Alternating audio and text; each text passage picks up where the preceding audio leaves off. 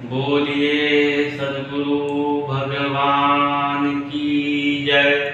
विश्वरूप परमात्मा की जय। सनातन धर्म की जय। मातुरेवा नर्मदे हर। मेरा नाम शिवम सिंह सोलंकी है।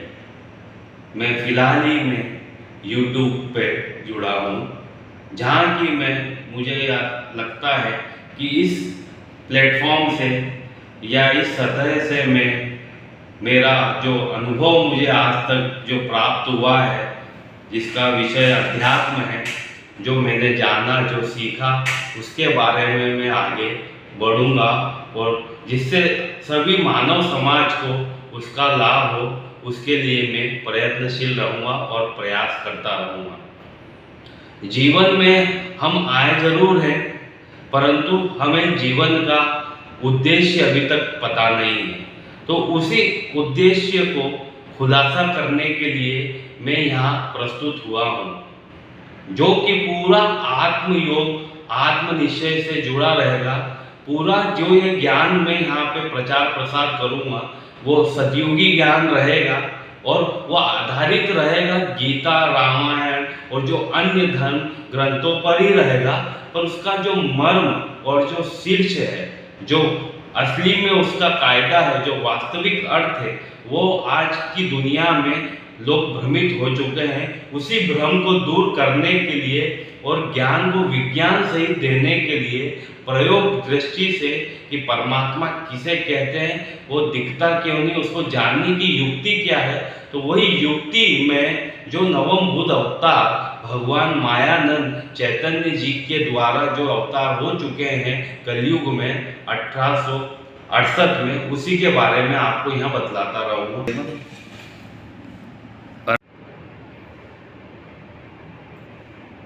आइए अब हम ज़्यादा देर ना करते हुए जो सबसे पहले हम उसको जान लिया जाए कि अवतार जो अभी कलयुग में काफ़ी लोगों को पता नहीं, अधिकांश लोग जानते नहीं है कि कलयुग में भी कल्कि से पहले अवतार हो चुके हैं। जो कि हम जानते ग्रंथों में हमने पढ़ा है कि चतुर्युग मलिका में 10 अवतार होते हैं, मत्स्य से लेके कल्कि तक। परंतु ये जो नवम बुद्ध अवतार भगवान मायानंद चैतन्य जी जो 1868 में उनका आगमन हो चुका है, उसके बारे में बहुत कम लोगों को पता है। तो उन्हीं अवतार ने जो कि एक विज्ञान की युक्ति से, विज्ञान पद्धति से परमात्मा को जानने की एक सुरुचि बताई है, जो कि अभी तक किसी भी अवतार या किसी भी ग्रंथ में उसको बयान नहीं किया है। तो उसी के द्वारा मैं सर्वांग योग नाम का उनने एक छोटी सी पुस्तक और एक योग बताया है, जो कि अभी तक कोई ऐसी चीज या इस अलौकिक घटना को बता नहीं पाया कि हम क्या हैं और क्या करना चाहते हैं और हमारा उद्देश्य क्या है।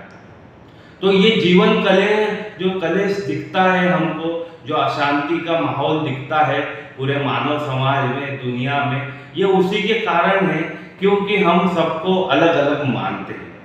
इसके द्वारा तो मेरा स्वानुभव, मेरा सेल्फ एक्सपीरियंस मैं विज्ञान पद्धति से मैं प्रयोग द्वारा आपके सामने रखूंगा। तो उसके लिए आप सबसे पहले ये समझ लें कि हमारा जो उद्देश्य है, जो एम है, जो गोल है, वो ये है कि परमात्मा जो है वो ये विश्व रूप ही परमात्मा है, जो आदि मध्य अंत रहित जो विस्तार सब कुछ दिख रहा है, यही परमात्मा है। ये हमको समझ लेना चाहिए, जान लेना चाहिए। तो हम ऐसे बोलने से इसको स्वीकार नहीं करते हैं। हम आज के युग के हैं तो हमको उसका उदाहरण तथा उसका प्रमाण भी चाहिए और उसको समझने के लिए रीति भी चाहिए। तो उसी रीति को मैं आगे बढ़ाऊंगा। कैसे बढ़ाऊंगा कि आप सबसे पहले जाने कि परमात्मा को जानने के लिए स्वयंभू 8 साधन परमात्मा प्रकृति द्वारा ही हमको मिले हुए हैं, जो कि ऑटोमेटिक के स्वयंभू है, जिसने मानव ने नहीं बनाया, ये ईश्वर ने आपको जानने के लिए ये 8 साधन आपको दिए। तो सबसे पहला साधन आपको दिए आंख, जो कि 5 तत्वों से बनकर बनी है। उसमें भी 5 तत्वों में से जो अग्नि तत्व है उससे आपको मिला है आंख। आपके शरीर में आंख जो है उसका काम क्या है? देखना। और क्या देखना? रूप। तो पहला साधन जो है आपको रूप, और रूप से आंख, जो आंख से रूप देखती है, वो पहला साधन ये परमात्मा का पहला सिद्ध हुआ।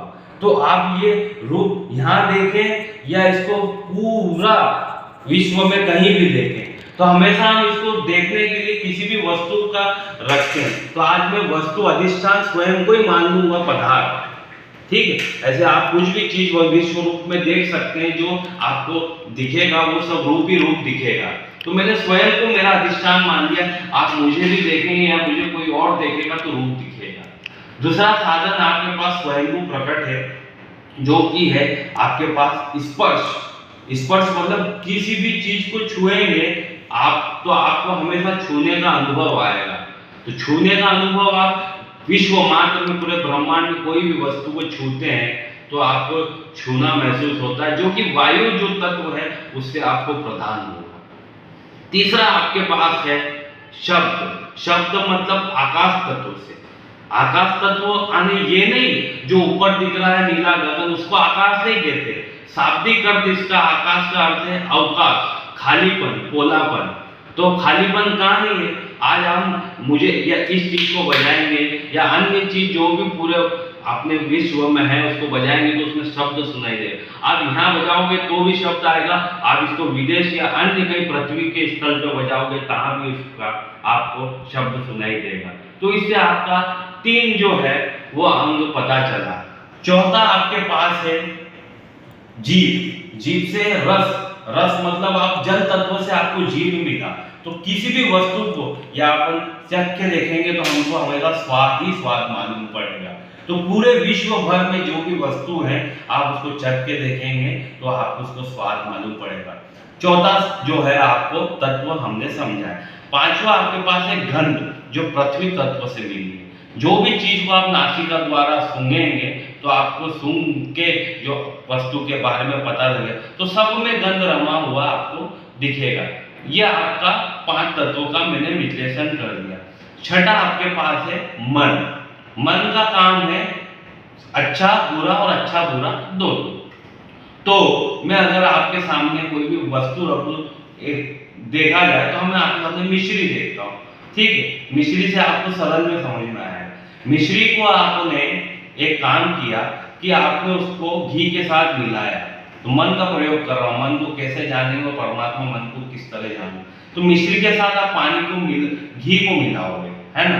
तो घी के साथ क्या होगा, मिलाते समय वो घी आपको पौष्टिक बनाता है। तो आप उसको चखोगे, खाओगे तो खाते समय भी अच्छा लगेगा और अंत में परिणाम भी अच्छा होगा। तो उसको हमने शास्त्रों ने क्या कह दिया, सतोगुण। तो मन ने सतोगुण को जाना, ठीक। फिर दूसरा आपने उसको पानी के साथ मिलाया। तो पानी के साथ मिलाने पे क्या हुआ कि आपको अच्छा लगा, लालच आई, तो आपने उसको बार बार पिया शरबत बना के। तो पीते समय तो अच्छा लगा पर बाद में परिणाम बुरा। तो शास्त्रों ने इसको क्या कहा, मिलवानुभव को, अच्छे बुरे को रजोगुण। तो किसी भी व्यक्ति के समाज के साथ अपन हम व्यवहार करते हैं तो शुरुआत में अच्छा लगता है पर बाद में आपको बुरा ही बुरा अनुभव आता है। तो उसको शास्त्रों ने क्या कहा कि ये रजोगुण। अब आता है तमोगुण। तमोगुण के बारे में हम बात करें। और उसी मिश्री को अपन ने निरा खा लिया, केवल किसी में मिलाया नहीं और अपन ने मुंह में रख लिया। तो खाते समय भी जबड़ों में दर्द, दांत में करकर की आवाज, और परिणाम भी क्योंकि उसका काम उष्मा बढ़ाना, सर्दी होना, छींक आना, ये सब आपको परिणाम हुआ। तो इसको शास्त्रों ने क्या कहा, तमोगुण। तो ठीक है, आप आगे के आगे साधन में आपको अब बुद्धि जो है, अहंकार हो, अगले उसमें बताऊंगा, जहाँ कि मैं इसको पूरा कर दूंगा, ठीक है। जिससे आपका हो सकता है कि आपको अच्छा लगा होगा और मुझे प्रोत्साहन देंगे आने वाले समय में, और आपको परमात्मा जानने की रीति बताते हुए मैं आपको आपका उद्देश्य स्पष्ट कर सकूंगा। धन्यवाद।